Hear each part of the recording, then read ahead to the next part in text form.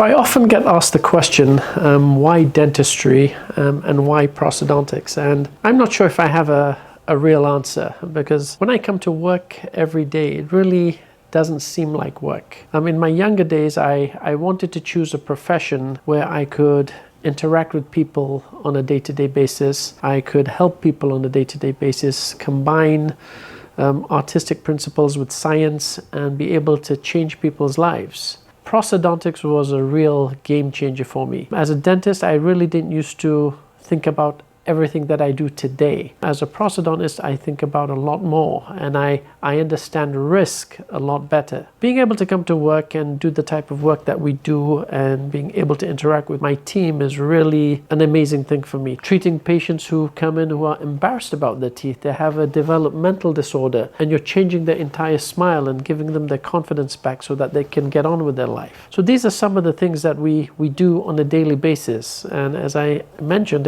it really doesn't feel like work. If I was to choose all over again, would I have done the same thing? I would 110% would have done the same thing. I love what I do, and it doesn't seem like a job.